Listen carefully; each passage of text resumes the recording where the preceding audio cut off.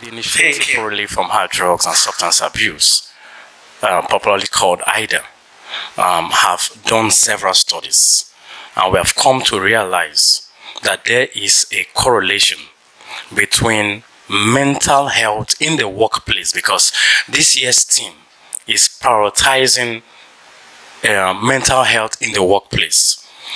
We have about 60% of Nigerians that are working both informal and formal sector. Let me start from the informal sectors. Most of the people you see selling on the roads, the hawkers and the fast food joints, they sell and they do their business at a very uncomfortable working environment. More so, they work from 9, they don't actually work from 9 to 5, they work all clock round. What is the implication of that?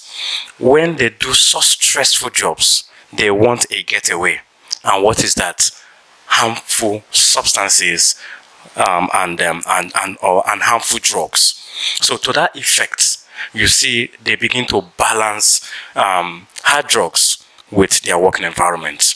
Now, what about people in the white collar jobs? For instance, in the bank in Nigeria, they tell you to meet targets. Sometimes this target, you see this person working from hour to hour in order to save his or her job. To that extent, drugs become also the getaway. So our organization have come to the point to say that the workplace in Nigeria need to be standardized.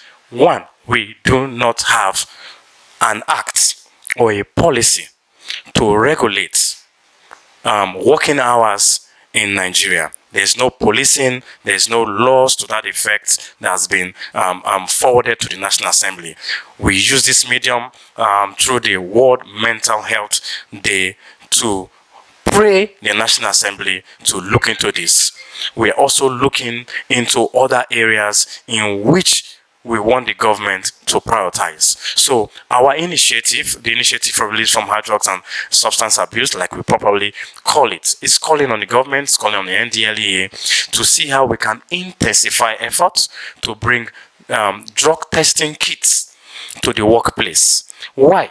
So that once we can detect early enough for those who are already being affected by drugs, which ultimately affect their jobs and reduce productivity. To this extent, we'll be able to sort out people who need counseling, and for those who are already fully addicted, we'll be able to, give them closure and bring them back to their normal state. So that is how far we are going to ensure that we nip this in the bud.